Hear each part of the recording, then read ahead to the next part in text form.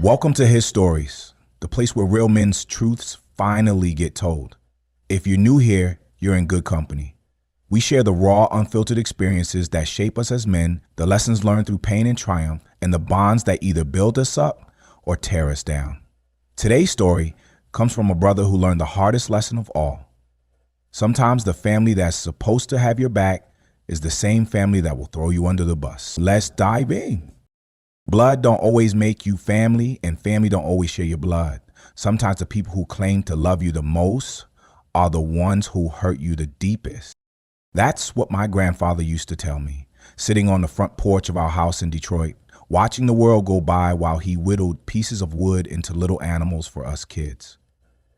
I never understood what he meant back then. Thought he was just being bitter about some old family drama that didn't matter to me. But life has a way of teaching you lessons you never wanted to learn.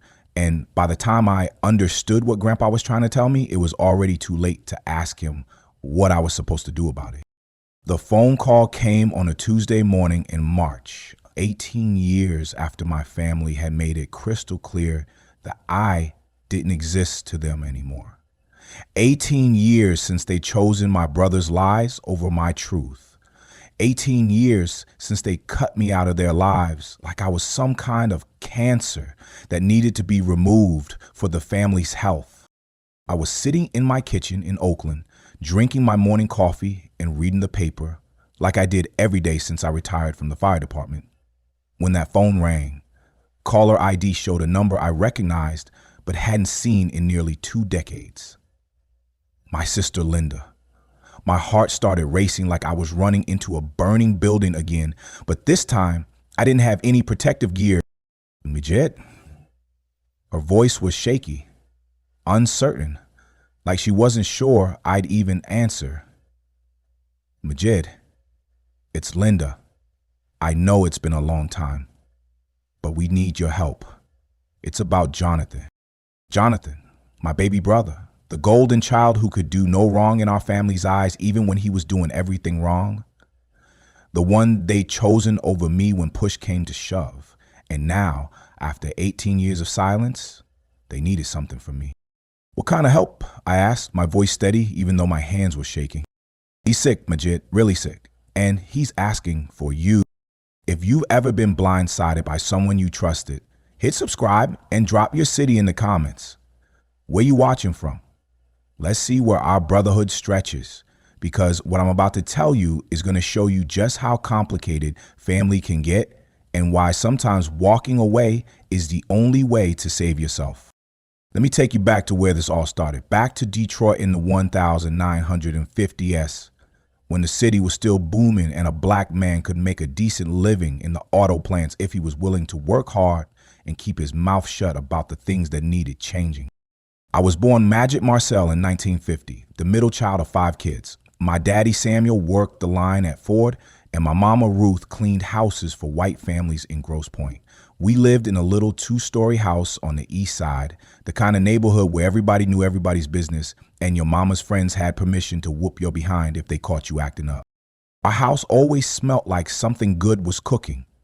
Mama could make magic happen with a pound of ground beef and whatever vegetables were on sale at the corner market.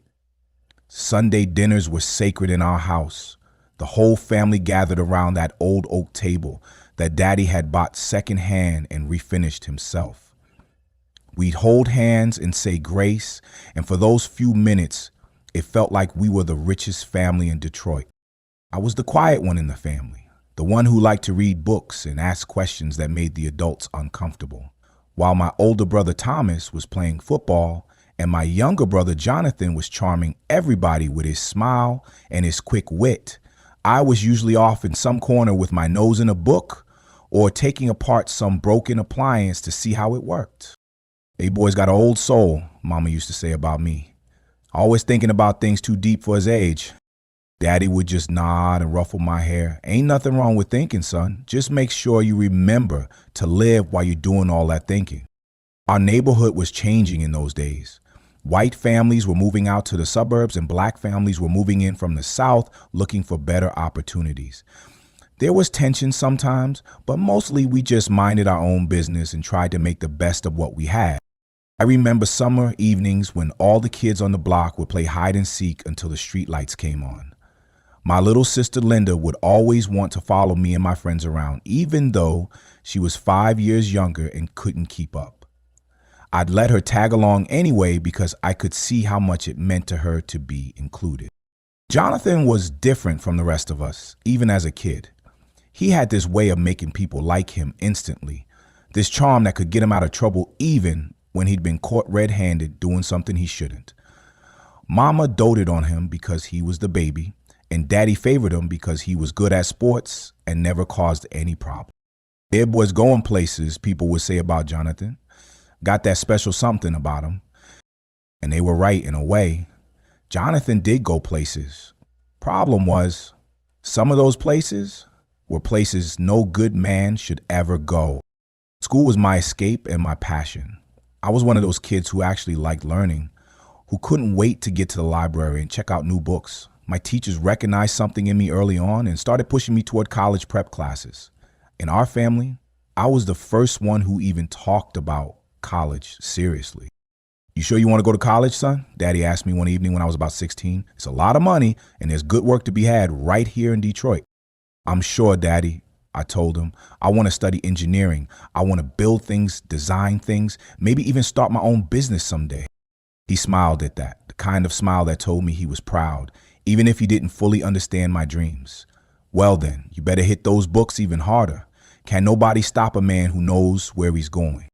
The fire department wasn't part of my original plan, but life has a way of changing your plans whether you want it to or not.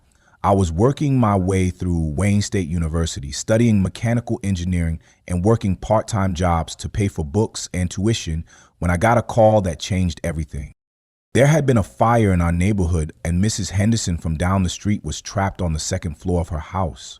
The fire department was taking too long to get there, and I could hear her screaming for help. Without thinking about it, I ran toward that burning house instead of away from it. I managed to get inside through a back window and help Mrs. Henderson get out safely, but not before I got a good taste of what it felt like to be inside a burning building. The heat, the smoke, the way everything familiar became dangerous and disorienting. But there was something else too. Something about the adrenaline, the focus, the feeling of doing something that mattered more than anything else in the world. Captain Williams from the Detroit Fire Department showed up at our house a week later with a proposition. "Son," he said, "you've got natural instincts for this work. We could use men like you on the department. Good benefits, steady pay, and the chance to serve your community." I looked at Daddy, who was nodding slowly. "It's honest work, Majid. Important work, and you'd still be helping people just in a different way than you planned." That's how I ended up trading my engineering textbooks for firefighting gear, and you know what? I loved it.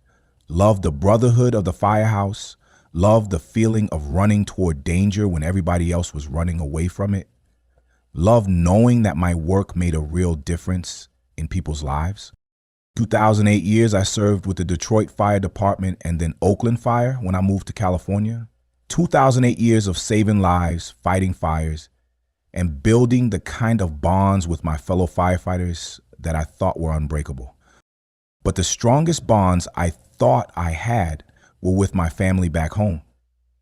My brothers and sisters, my mama and daddy. The people who'd known me since before I could walk. Those were the bonds that were supposed to last forever. The ones that were supposed to survive anything life could throw at us. I should have listened more carefully to what Grandpa was trying to tell me all those years ago. Should have paid attention to the warning signs that were right there in front of me.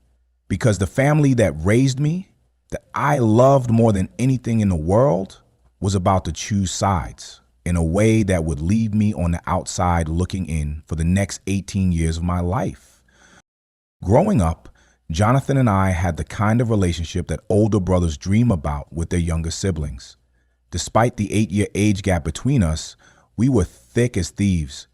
When he was little, he'd follow me everywhere, trying to copy everything I did, asking a million questions about everything from why the sky was blue to how cars worked.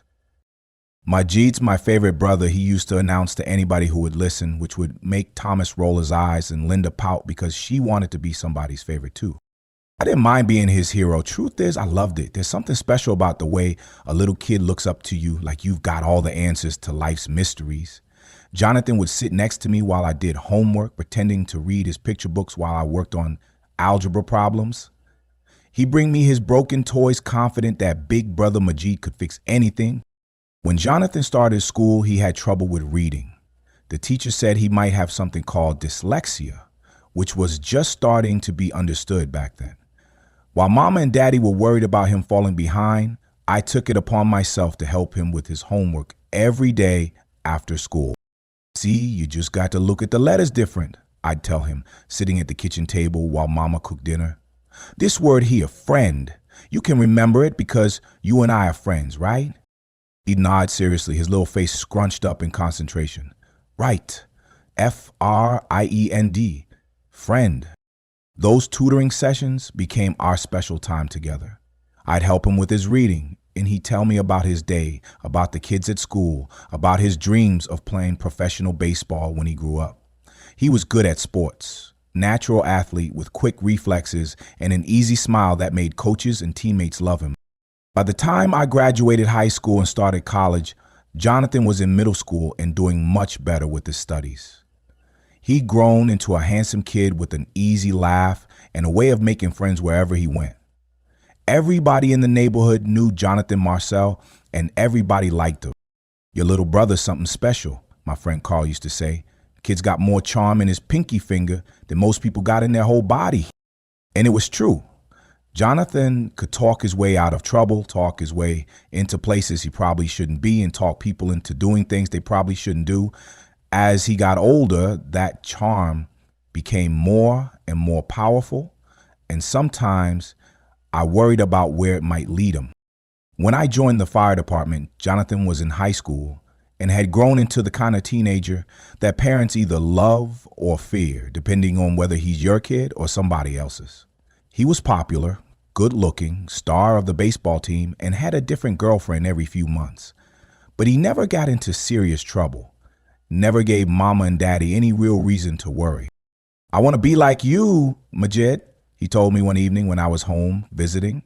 Strong, brave, somebody people can count on. You're already all those things, little brother, I told him. You just got to make sure you use those gifts for good. After I moved to California to join the Oakland Fire Department, Jonathan and I stayed close. He'd call me every few weeks, updating me on his life, asking for advice about girls, school, and his plans for the future. When he graduated high school, I flew back to Detroit for the ceremony, proud as any parent watching their child walk across that stage. College didn't work out for Jonathan like it had for me. He tried a couple different schools, but his heart wasn't really in it. He was more interested in making money quickly than sitting in classrooms for 4 years.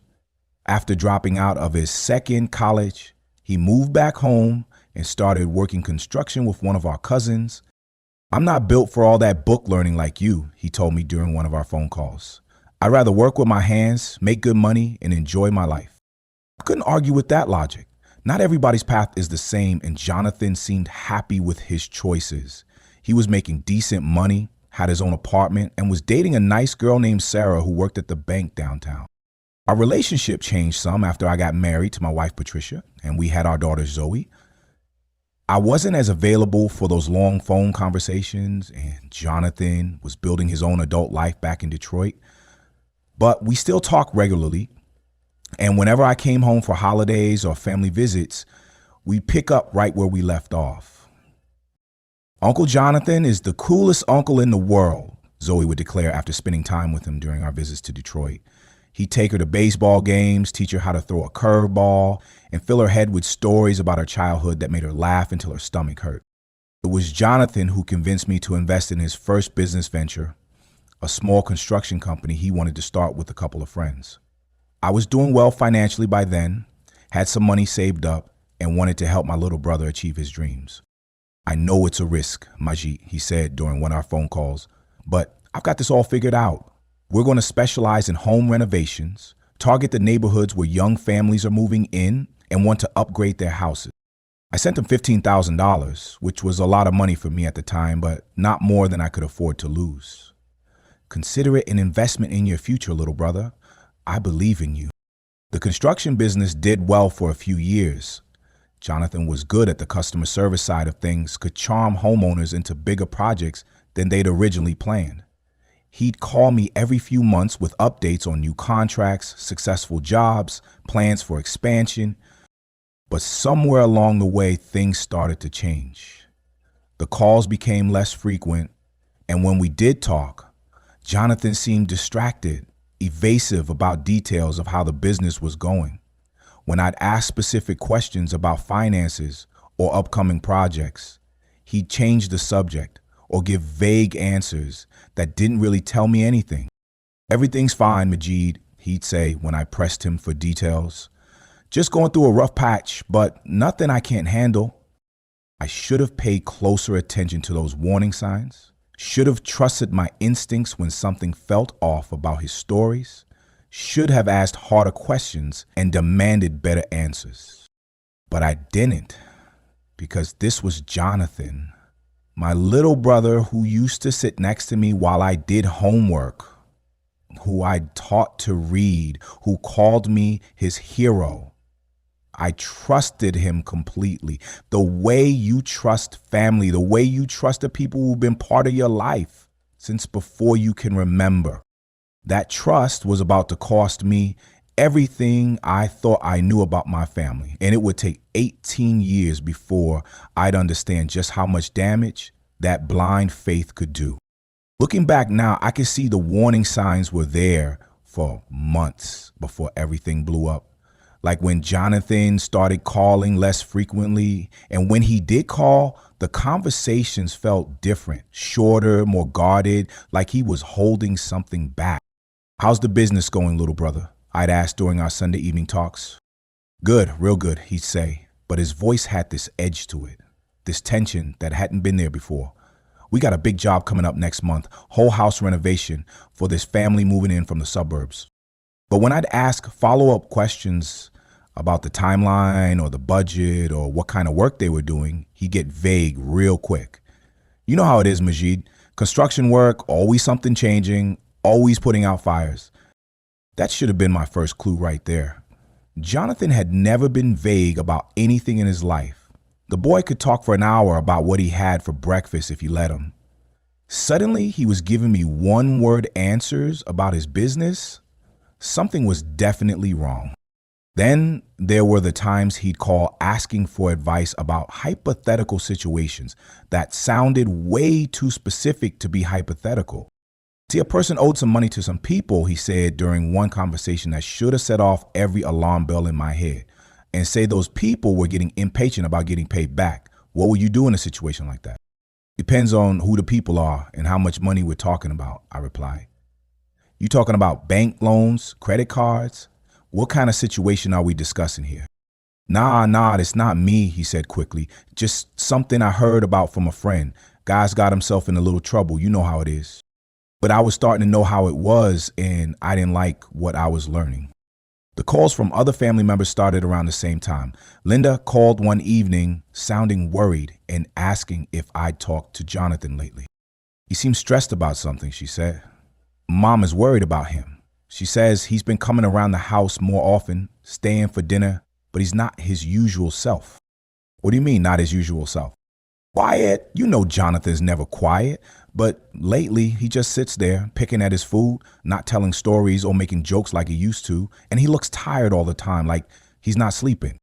I promised Linda I'd call Jonathan and check on him, which I did, but when I asked him directly if everything was okay, he brushed off my concerns with that same forced cheerfulness he'd been using for weeks. "I'm fine, big brother, just working hard, trying to build something for myself. You know how it is when you're chasing success." The phone call that really should have woken me up came from Mama herself. "Majid, honey, I need to ask you something," she said, and I could hear the worry in her voice clear as day. "Has Jonathan been talking to you about money? About needing help with anything?" "Not really, Mama. Why? Is he having problems?" "I don't know, baby. He asked to borrow $500 last week, said it was just temporary, something about cash flow for the business. But when I asked him about it this week, he got all defensive and told me to mind my own business." That should have been the moment I got on a plane and flew back to Detroit to have a face-to-face conversation with my brother. Should have been the moment I stopped accepting his evasive answers and started demanding the truth. Instead, I called him that same evening and asked him straight out if he needed financial help. Majid, I appreciate you asking, but I got everything under control, he said. Mama worries about everything, you know that. Business is good. I'm just dealing with some clients who are slow to pay their bills. You sure? Because if you need help, you know I'm here for you. I know, big brother, I know. And I appreciate that more than you'll ever understand, but I'm handling this.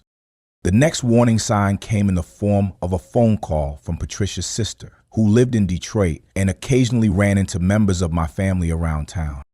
Patricia, I saw your brother-in-law, Jonathan, at the casino last weekend, she mentioned casually, during one of their weekly conversations. He was with some people I didn't recognize, looked like he was having a good time. Now, there's nothing wrong with going to the casino occasionally, having some fun, blowing off steam. But Jonathan had never mentioned gambling to me, and given all the other strange behavior, it added another piece to a puzzle I was starting not to like. When I asked him about it during our next conversation, he laughed it off like it was nothing. Man, you got family members spying on me now, he joked. Yeah, I went to the casino with some friends, won $50 on the slots and called it a night. What's wrong with having a little fun? Nothing wrong with it, I said. Just surprised you didn't mention it. I didn't think it was worth mentioning. You want me to call you every time I go somewhere for entertainment? The defensive tone was becoming more common in our conversations, and it was starting to worry me more than anything else. This wasn't the Jonathan I knew, the brother who used to tell me every detail of his life, who'd call me up just to share a funny story about something that happened at work. But I kept making excuses for him in my mind. He was under stress with the business. He was getting older, more private, didn't feel the need to share every detail of his life with his big brother anymore. These things were normal, part of growing up and becoming independent. The truth is, I didn't want to see what was really happening. I didn't want to believe that my little brother, the kid I taught to read, the one who called me his hero, was capable of the kind of deception and betrayal that was coming. So I ignored the warning signs, explained away the strange behavior, made excuses for the evasive answers and the defensive tone, told myself that everything would work itself out because this was family, and family doesn't lie to family about the important things. I was about to learn just how wrong I could be about the people I thought I knew best in the world. The call came on a Thursday morning in October, and it wasn't from Jonathan. It was from a man named Detective Ryan Mitchell with the Detroit Police Department, and the first words out of his mouth made my blood run cold. Mr. Marcel, I'm calling about your brother Jonathan. He's been arrested on charges of embezzlement, fraud, and operating an illegal gambling operation. I sat down hard in my kitchen chair, the phone pressed against my ear like maybe I hadn't heard him correctly. I'm sorry, what did you say? Your brother was arrested yesterday evening. We have evidence that he's been running an illegal gambling ring out of a warehouse on the east side, and we believe he's been using money from investors in his construction business to fund the operation. The room started spinning around me. My little brother running a gambling operation, using investor money for illegal activities? It couldn't be true. There had to be some mistake. Detective, I think you might have the wrong person. My brother Jonathan runs a legitimate construction business. He's not involved in gambling except maybe going to the casino occasionally for fun. There was a pause on the other end of the line, and when Detective Mitchell spoke again, his voice was gentler but no less serious. Mr. Marcel, I understand this is difficult to hear, but we've been investigating this operation for 6 months. Your brother was one of the primary organizers. We have surveillance footage, financial records, and testimony from multiple witnesses. My hand started shaking as the implications hit me. The construction business. What about the construction business? According to our investigation, the construction business has been operating at a loss for over 2 years. Your brother has been using new investor money to pay back old investors while funding his gambling operation with the rest. And that's when it hit me like a punch to the gut. I was one of those investors. The $15,000 I sent him to start his business, money I'd saved working overtime shifts at the fire department, money I'd trusted him with because he was my brother. Detective Mitchell, I need to ask you something. The people who invested in the construction business, what happens to that money? Another pause. Mr. Marcel, I'm sorry to tell you this, but according to our preliminary investigation, most of that money is gone. Your brother appears to have used investor funds to cover gambling debts and fund his illegal operation.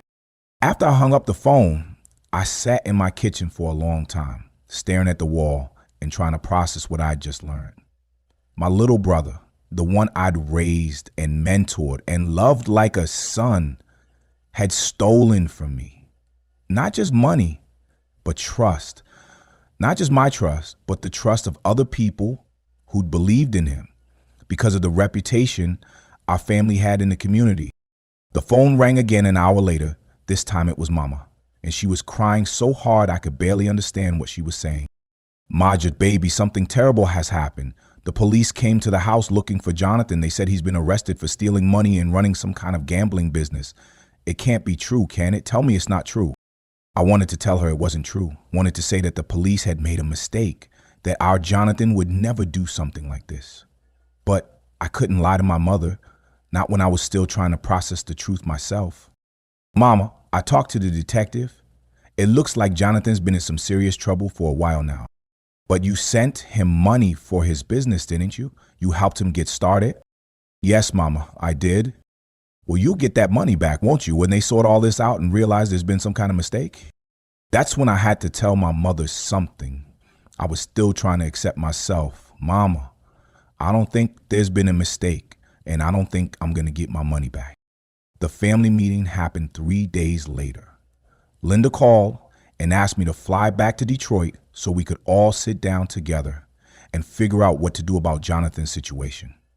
She said the whole family would be there.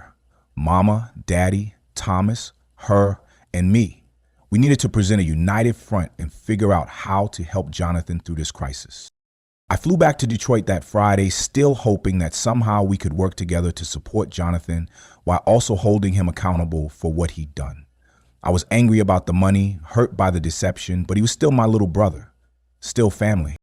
The meeting was held at Mama and Daddy's house, around the same kitchen table where we'd shared thousands of meals growing up, but the atmosphere was nothing like those happy family dinners from our childhood. We need to talk about how we're going to help Jonathan, Linda said, looking around the table at all of us. He made some mistakes, but he's family. We don't abandon family. Thomas nodded in agreement. The boy needs a good lawyer, needs people who believe in him and are willing to fight for him. I looked around the table at my family, people I'd loved my entire life, and realized we weren't all looking at this situation the same way. I agree that Jonathan needs help, I said carefully, but we also need to acknowledge that what he did was wrong. He stole money from people who trusted him. He lied to all of us for months. The room got quiet real fast. Now hold on, Majid, Daddy said, his voice taking on that stern tone he'd used when we were kids and he thought one of us was getting out of line. We don't know all the facts yet. Jonathan says he was trying to save the business. Says he got in over his head, but never meant to hurt anybody. Daddy, the police have surveillance footage and financial records. This wasn't some mistake or misunderstanding. Jonathan was running an illegal gambling operation and using investor money to fund it. That's enough, Mama said, her voice sharp with a pain I'd never heard before.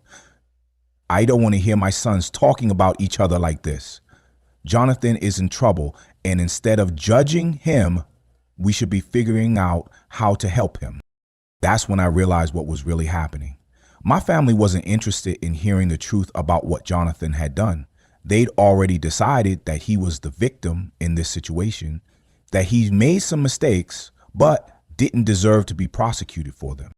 What about the people he stole from? I asked. What about the $15,000 he took from me? What about his responsibilities to the people who trusted him?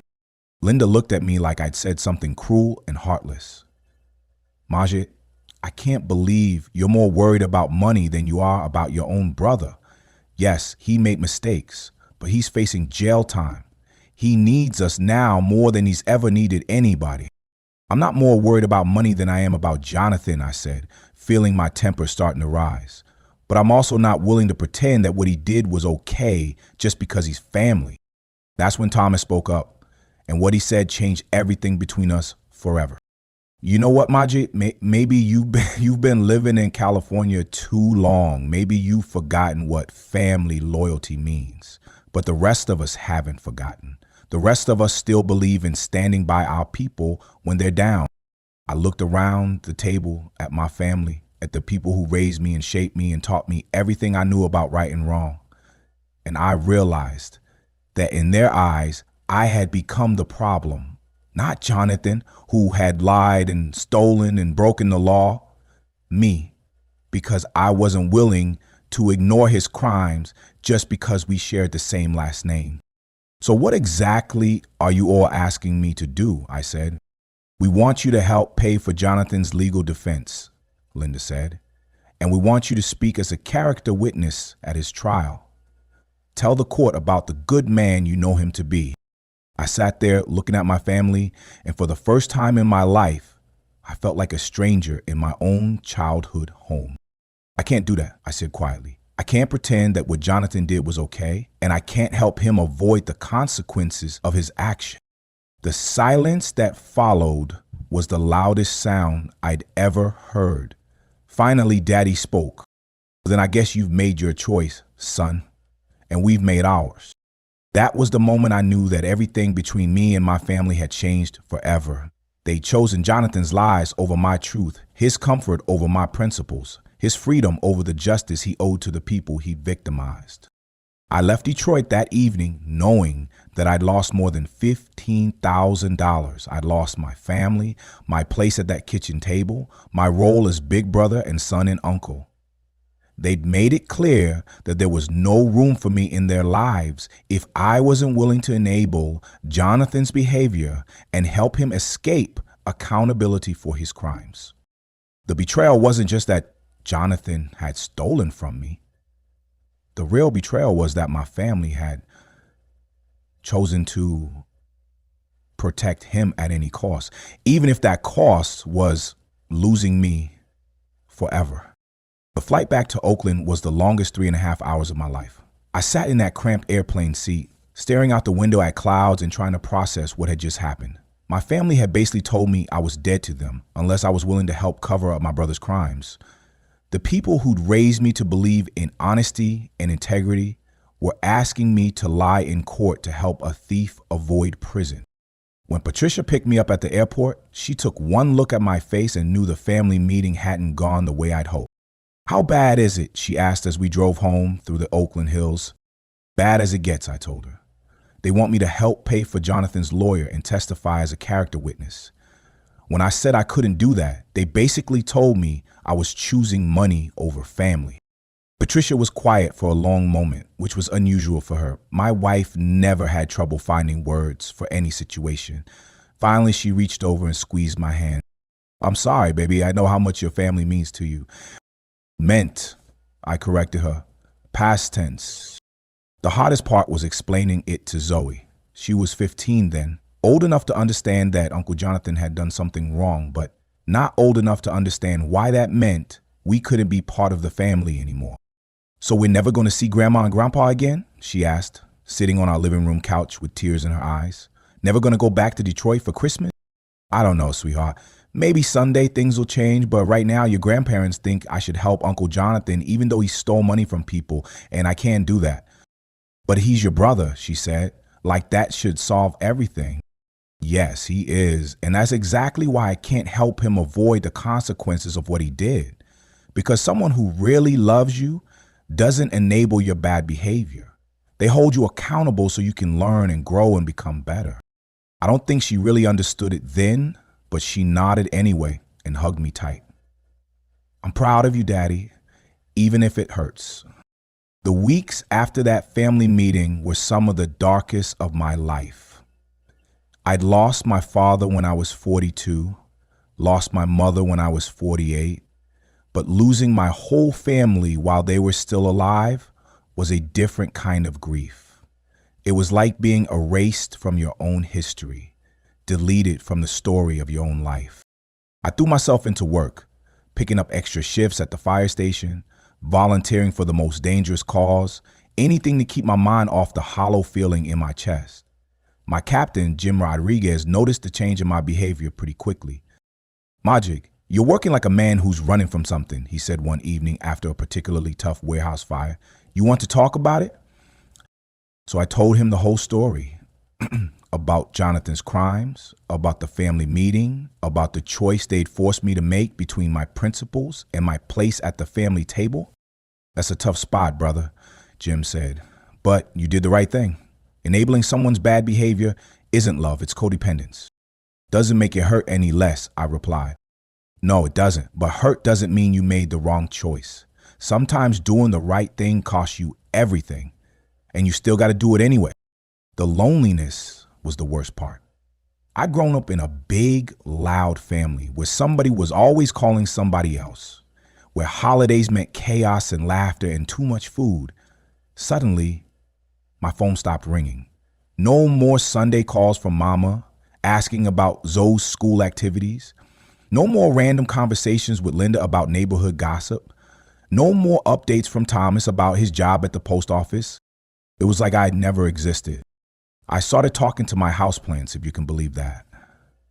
"Well, Bob," I'd say to the fern in my living room, "looks like it's just me and you guys now." At least they listened without judging me for refusing to help my criminal brother escape justice.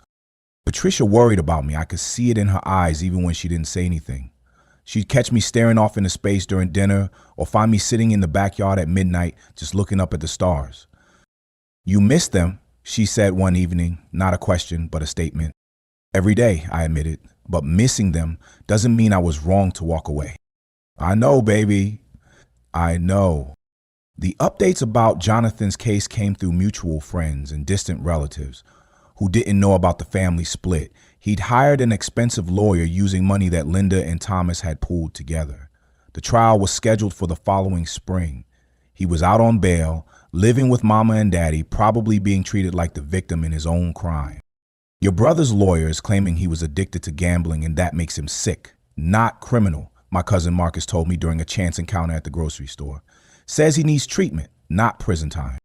I just shook my head. Even from a distance, Jonathan was still playing the same game, still trying to charm his way out of accountability for his actions. The trial happened without me. I wasn't called as a character witness because I'd made it clear I wouldn't testify on Jonathan's behalf. According to the newspaper coverage, he received a sentence of 4 years in state prison, though he'd probably served less than 2 with good behavior. I felt a mix of emotions when I read that article. Sad that it had come to this, relieved that justice had been served, and strangely empty, knowing that my family was going through this crisis without me there to support them. Not support Jonathan, mind you. I still believed he deserved to face the consequences of his actions. But support Mama and Daddy, who were probably devastated watching their youngest son go to prison? Support Linda, who'd always been the family mediator and was probably blaming herself for not being able to keep us all together? I wanted to call them, wanted to reach out and offer comfort, even though they'd rejected my principles. But every time I picked up the phone, I remembered that family meeting, remembered the choice they'd forced me to make, remembered how quickly they'd been willing to cut me out of their lives. So I didn't call, and they didn't call me. The silence stretched from months into years. I missed birthdays, graduations, holidays, funerals.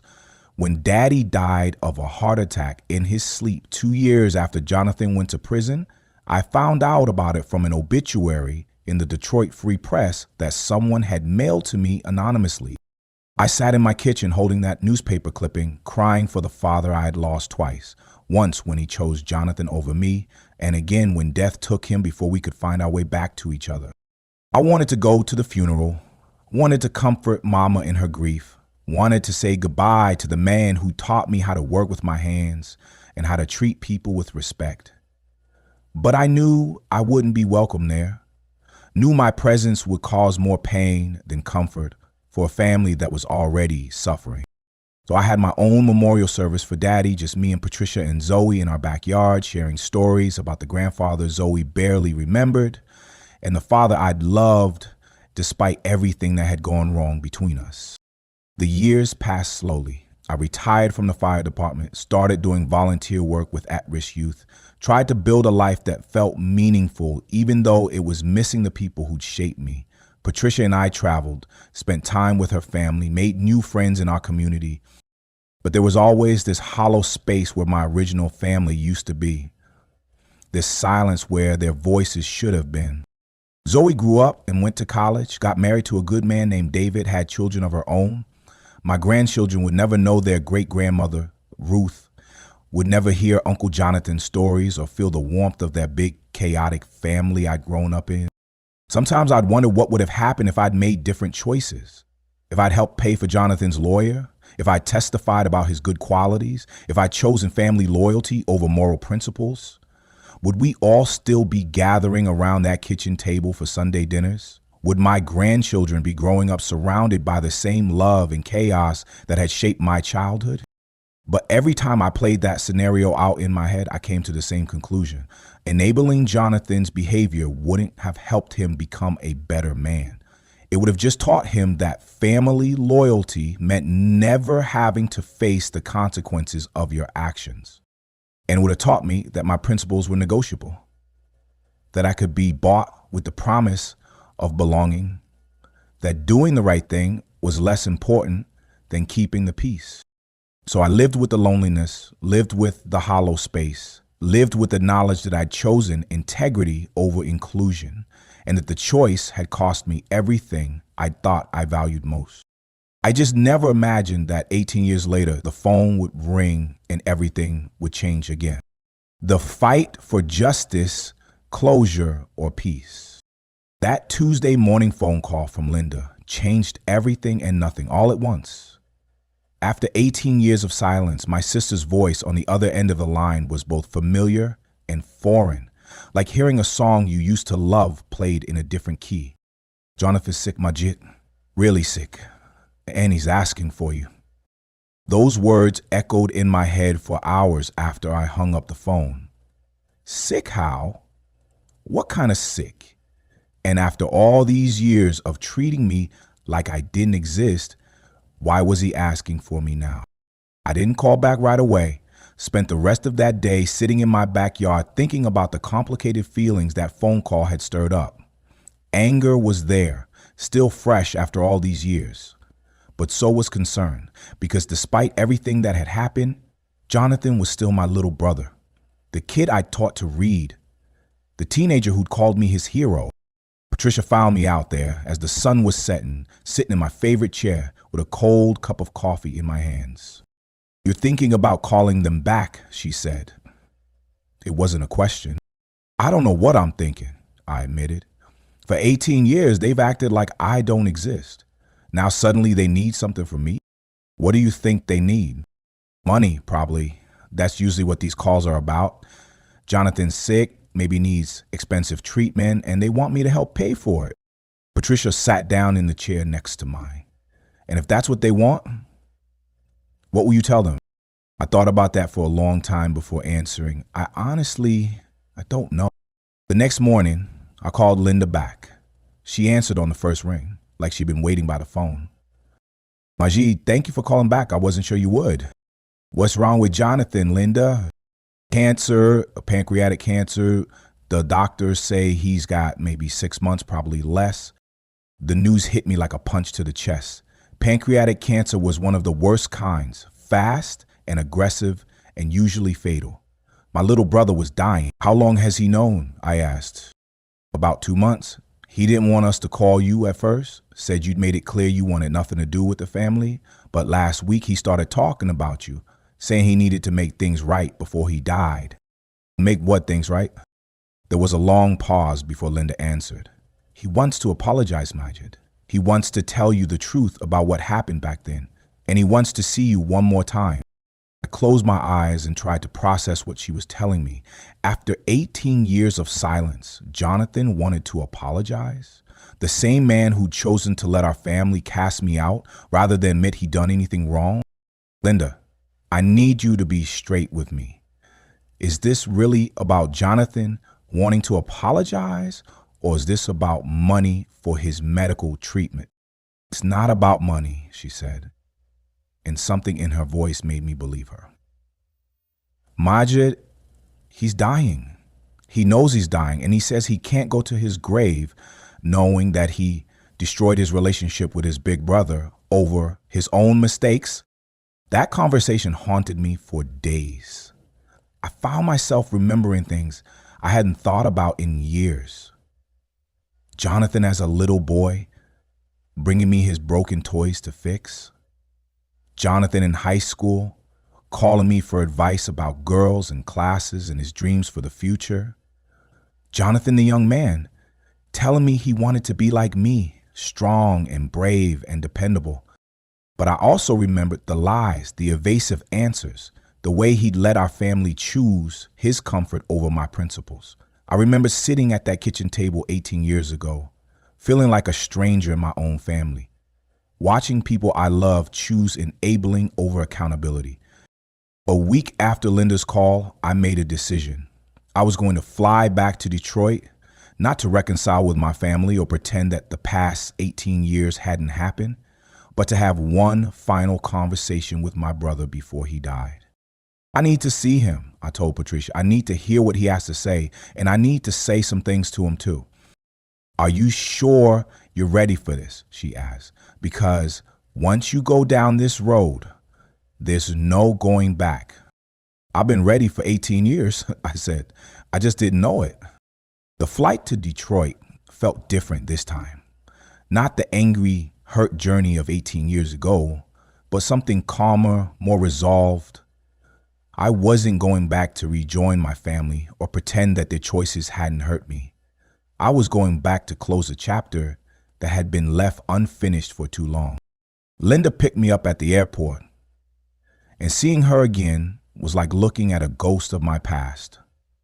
She was 68 now, gray-haired and lined, with the kind of weariness that comes from years of holding a family together through crisis after crisis. He's at Mama's house, she said as we drove through neighborhoods that looked both familiar and foreign after so many years away. He moved back in when he got too sick to take care of himself. Mama. I hadn't thought about seeing Mama again. In my mind, this trip was about Jonathan, about having one final conversation with my dying brother. But of course, he'd be staying with our mother, and of course I'd have to face her too. Hey, how is she, Linda? How is Mama dealing with all this? She's tired, Majid. Tired and old and scared of losing another son. She's been taking care of Jonathan since the diagnosis, and it's wearing her down. We pulled up in front of the house on Maple Street where I'd grown up, where I'd learned to ride a bike and done homework at the kitchen table and argued with my siblings over who got the last piece of cornbread. It looked smaller than I remembered, older and more weathered, but still recognizably home. Mama was waiting for me on the front porch, sitting in the same rocking chair where she used to shell peas and watch the neighborhood kids play. At 86, she moved slowly and her hands shook a little, but her eyes were still sharp and knowing. Majid, she said simply as I walked up the front steps. We looked at each other for a long moment, 18 years of hurt and silence stretching between us. Then she reached out and took my hand. He's in the back bedroom, she said. He's been waiting for you. I walked through that house like I was walking through my own memory. The same furniture, the same family photos on the walls, the same smell of whatever Mama had been cooking for dinner, but everything felt different too, smaller and sadder, weighted down with all the years of silence and separation. Jonathan was lying in the bed that used to be mine when I was growing up, propped up on pillows and connected to an oxygen tank that hissed quietly in the corner. The cancer had stolen about 40 pounds from his frame, and his skin had the yellowish pallor that told me Linda hadn't been exaggerating about his prognosis. But his eyes were still Jonathan's eyes, still bright with that intelligence and charm that had gotten him into and out of trouble his whole life. Majid, he said, his voice hoarse but stronger than I'd expected. You came. Yeah, little brother, I came. I sat down in the chair next to his bed, and for a moment we just looked at each other. Two old men who'd once been boys together, brothers who'd been strangers for most of their adult lives. I need to tell you some things, Jonathan said. Things I should have told you 18 years ago. I'm listening. What he told me over the next 2 hours changed everything I thought I knew about what had happened back then. The gambling addiction had started years before I'd invested in his business, and by the time I'd sent him that $15,000, he was already in deep debt to some very dangerous people. I used your money to pay off gambling debts, Majid. Never invested a penny of it in the construction business. That business was already failing when you sent me the money, but I was too proud and too scared to tell you the truth. He told me about the threats from loan sharks, about the fear that had driven him to start the illegal gambling operation, about the web of lies he'd spun to keep everyone from finding out how deep in trouble he really was. And when the family meeting happened, he continued, when you said you couldn't help me avoid accountability for what I'd done, you were right. You were absolutely right. But I was so scared of going to prison, so desperate to find a way out, that I let them choose me over you. Why didn't you tell them the truth then? Why did you let them think I was being heartless and disloyal? Jonathan closed his eyes, and when he opened them again, they were filled with tears. Because telling them the truth would have meant admitting that I'd stolen from you, would have meant facing the fact that I'd betrayed the person who'd done more for me than anybody else in my life. It was easier to let them think you were wrong than to admit that I was everything you said I was. We talked until the sun went down, 18 years of hurt and misunderstanding slowly giving way to something that felt like understanding, if not quite forgiveness. Jonathan told me about his time in prison, about the addiction treatment he'd finally received, about the years of sobriety and legitimate work that had followed his release. I got clean in prison, Majid, really clean for the first time in my adult life. And every day since then, I thought about calling you, thought about trying to make this right. But I didn't know how to face you after what I'd done. So why now? I asked. Why wait until you're dying to reach out? Because dying changes your priorities real quick, he said with a weak smile. Because I realized that going to my grave without telling you the truth would be one more lie, one more betrayal of the brother who deserved better from me. As I sat there listening to my dying brother confess to crimes and betrayals I'd never even imagined, I felt something I hadn't experienced in 18 years. Relief. Not happiness, not forgiveness, not reconciliation, but relief. Relief that the truth was finally being told. Relief that my instincts about right and wrong hadn't been misguided. Relief that the principles I'd sacrificed my family for had been worth defending. I don't expect you to forgive me, Jonathan said as our conversation wound down. I don't expect anything from you except the chance to tell you I'm sorry and that you were right to walk away from us back then. I looked at my brother, this man who'd shaped so much of my life and caused so much pain, and realized that forgiveness wasn't really the point. Understanding was the point. Truth was the point. Finally having the honest conversation we should have had 18 years ago was the point. I don't know about forgiveness yet, Jonathan, I told him, but I'm glad you told me the truth, and I'm glad I got to see you one more time. He died 3 weeks later with Mama and Linda by his side. I didn't go to the funeral, but I didn't regret making that trip to Detroit. Sometimes the fight for closure isn't about winning or losing, right or wrong. Sometimes it's just about having the conversation that's been waiting to happen for 20 years and finally understanding that the choices you made were the only ones you could live with.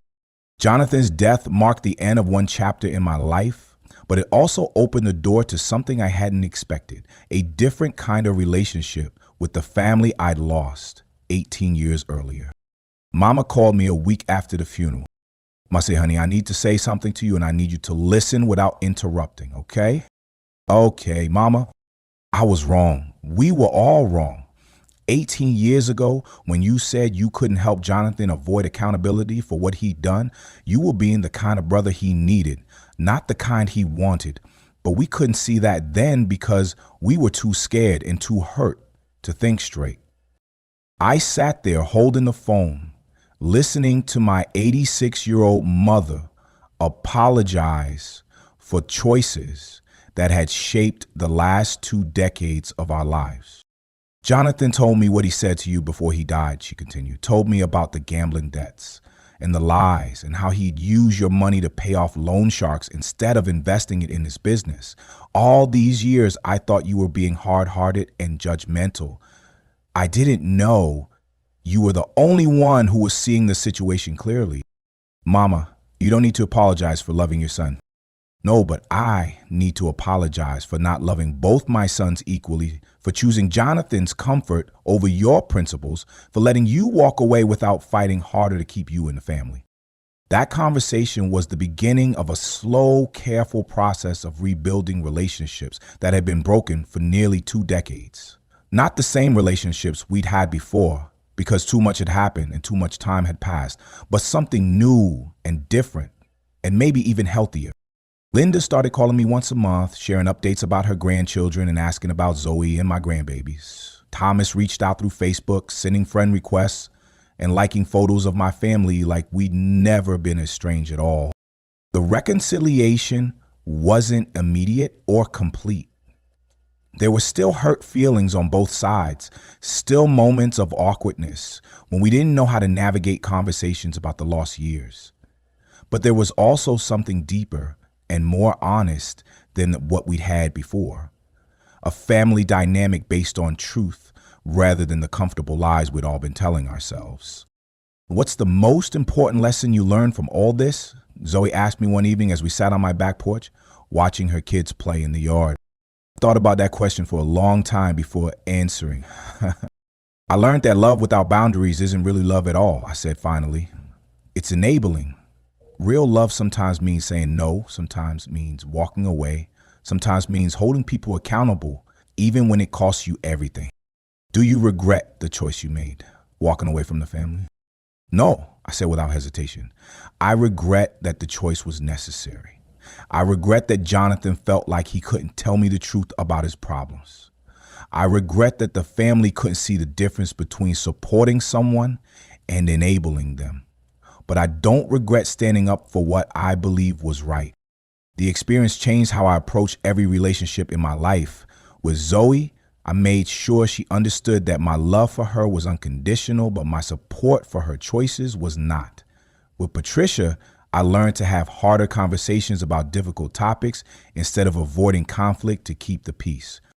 You're different now, Patricia told me one evening after we'd had a particularly honest discussion about some issues in our marriage. More willing to say difficult things, more willing to stand up for what you believe even when it's uncomfortable. Is that good or bad? It's real, she said, and real is always better than comfortable. I started doing some volunteer work with young men who were struggling with addiction and legal troubles, sharing my story about family loyalty versus accountability. Many of them came from families that were enabling their destructive behavior in the name of love, and I try to help them understand the difference between support and codependent. My family thinks that if they stop helping me, they're giving up on me, one young man named Devin told me during a group session. But what you're saying is that sometimes giving up on someone's bad behavior is the most loving thing you can do. That's exactly what I'm saying. Sometimes the people who love you most have to be willing to let you face the consequences of your choices, because those consequences are what teach you to make better choices. If you hear nothing else from me, remember this. Family loyalty doesn't mean protecting people from the results of their actions. Real loyalty means holding the people you love to a higher standard, even when it costs you their approval, even when it means standing alone, even when it breaks your heart. The men in my family taught me how to work with my hands, how to provide for my family, how to face danger without flinching, but they didn't teach me how to love someone enough to let them fail, how to choose principles over popularity, how to stand up for what's right even when the people you love most think you're wrong. I had to learn those lessons the hard way through 18 years of silence and separation and the slow, painful process of rebuilding relationships based on truth instead of comfortable lies. Your family might not understand your choices. They might try to make you feel guilty for refusing to enable destructive behavior, They might even cut you out of their lives for a while, like mine did. But if you know in your heart that you're doing the right thing, if you're standing up for principles that matter more than temporary peace, then you hold on to those principles no matter what it costs you. Because at the end of the day, you have to be able to look at yourself in the mirror and respect the man looking back at you. And you can't do that if you've compromised your integrity for the sake of family harmony. The brotherhood I found in the fire department among men who understood the importance of doing the right thing, even when it was dangerous or difficult, taught me that real family isn't always the people you're born to. Sometimes it's the people who share your values, who support your growth, who hold you accountable when you're falling short of your potential. Those are the relationships worth fighting for. Those are the bonds that will sustain you when everything else falls apart. Those are the men who will have your back, not because they're obligated to, but because they respect who you are and what you stand for. This morning, I'm sitting on my back porch in Oakland, watching the sunrise paint the sky in shades of gold and pink. My granddaughter Sophie is asleep in the guest room, having spent the night so her parents could have a date night. In a few hours, she'll wake up and want pancakes and stories about when Grandpa was a firefighter. The phone is next to me on the table, and I'm thinking about the call I got yesterday from Linda. She's been keeping me updated on family news since our reconciliation began, and yesterday's news was both sad and inevitable. Mama passed away peacefully in her sleep at the age of 89. She talked about you a lot in the last few months, Linda told me. About how proud she was that you stood up for what you believed was right, even when it cost you everything. She said she hoped that when her time came, she'd have half your courage. I'm going back to Detroit for Mama's funeral, and for the first time in 20 years, I'll be sitting with my family, not as a stranger or an outcast, but as a son who's mourned and been mourned, who's forgiven and been forgiven. The years between Jonathan's confession and Mama's death weren't perfect. We didn't magically become the close-knit family we once been, and there were still moments of awkwardness and unresolved hurt. But we learned how to love each other with our eyes wide open, how to support each other without enabling destructive behavior, how to be family in a way that honored both loyalty and integrity. Last month, Linda's son Marcus got arrested for drunk driving, and instead of circling the wagons to protect him from the consequences, our family had an honest conversation about his drinking problem and what kind of help he really needed. It was a difficult conversation, but it was also evidence of how much we'd all learned from the mistakes of the past. Uncle Majid, Marcus said to me after the family meeting where we decided he needed to go to treatment instead of just hiring a good lawyer, I understand now why you walked away all those years ago. You were trying to teach us something we weren't ready to learn. The lesson wasn't easy for any of us to learn, and it cost us decades of relationship and connection. But it was a lesson worth learning. That real love sometimes requires saying no. That family loyalty sometimes means holding people accountable.